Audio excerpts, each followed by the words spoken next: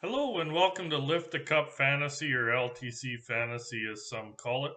Welcome to part one of our Snake in the Grass episode, where we're going to look at D-men and goalies that won't help you out just for this week, but hopefully multiple weeks, possibly rest of the season. But we're just looking at something that helps us out a little longer term than just trying to pick up a guy on an off night, etc. So D-men. First one I want to bring up just because Dougie Hamilton went down with injury. He's broken jaw, going for surgery tomorrow, so he's out at least a week. That's best case scenario, but I'm guessing it'll be a little bit longer. Is Damon Severson? He's going to replace Dougie Hamilton on the power play, and he's only owned in 13% of the leagues. And I looked just recently at his last three games, including tonight, which is still going on, so it might be altered a little bit. But in the last three games, he has 2 goals, 3 assists, 5 shots on goal, and 4 hits. So I would try and scoop him up because Hamilton will be out for a little bit. Uh, yeah, I can't see how that can't help somebody for at least a couple of weeks there, especially if you did have Hamilton on your team. Next one is Jacob Slavin from the Carolina Hurricanes. He's owned in 51% of leagues. He's on the first pairing and second power play unit.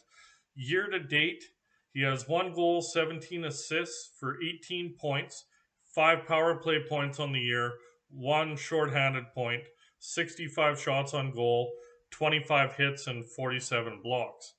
But I look at it just in the last month. He has 1 goal, 7 assists for 8 points, so almost half his production is just in this last month. All of his 5 power play points have been in the last month. Same with his shorthanded point.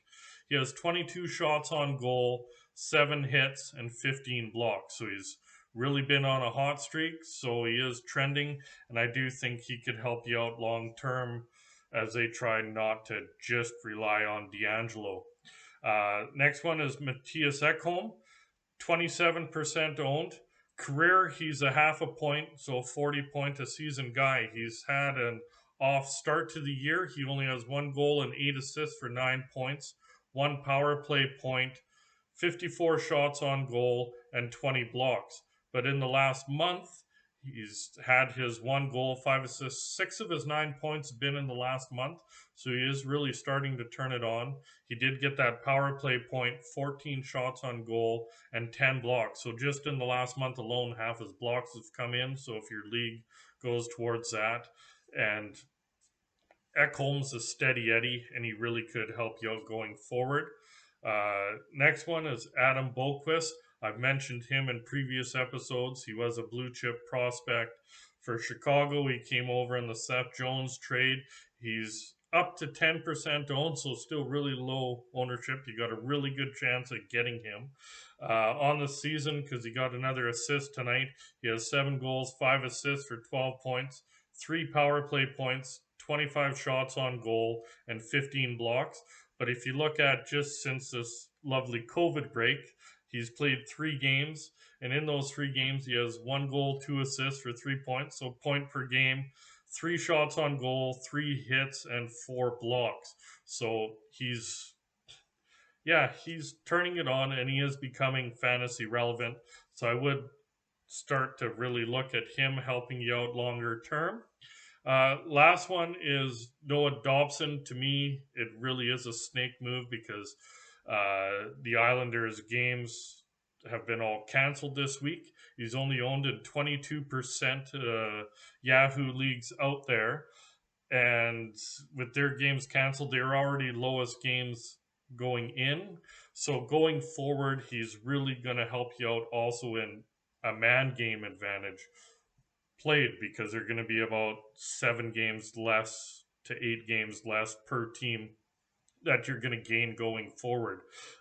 Year to date, he has 4 goals, 8 assists for 4 power play points, 51 shots on goal, 33 hits, and 51 blocks. But if you look at just the last month alone, he has 4 goals, 4 assists. So 8 of his 12 points are in the last month, 3 of his 4 power play points, 23 shots on goal, so almost half his shots have come in the last month as they've really started to trust him and use him more. He's really been gaining ice time. 10 hits and 19 blocks. So for me, he's a really snaky pick, and I'd be looking to pick him up because he's been really turning it on point wise. He's going to get you 7 to 8 man games played. There's going to be a lot of 4 games, and depending how many games during the Olympic break where some of your guys might not even be playing, that's where you could really use him. Uh, Goalie, really, to me, there's only one really kind of sneaky pick right now because other goalies that are being picked up are just 1 or 2 games because of COVID, then they're going down to the minors. For me, it's Jonathan Quick. He's only owned in 64% of the leagues. He's had 21 game starts. He's 10-7-4, 2.37 GAA, 925 save percentage, and he's had 2 shutouts. So he's really taken the reins with LA. Surprisingly, they're over a 500 club. They haven't, for lack of better terms, shit the bed like a lot of predictors had, myself included. I didn't think they were that strong, and they are surprisingly doing better. Quick in itself, because while he's been junk for a couple of years, he's been playing a lot better, so I would look at picking him up. So if you did like today's episode, please remember to hit the like button. Remember to subscribe and hit that bell so you get notified on future episodes. And I will also be recording the forward edition, so part 2 of Snake in the Grass. Just decided to do it in 2 different episodes, so you guys don't have a really long episode and trying to fish through it. Good luck. Hope some of these guys work out for you, and we'll talk to you soon.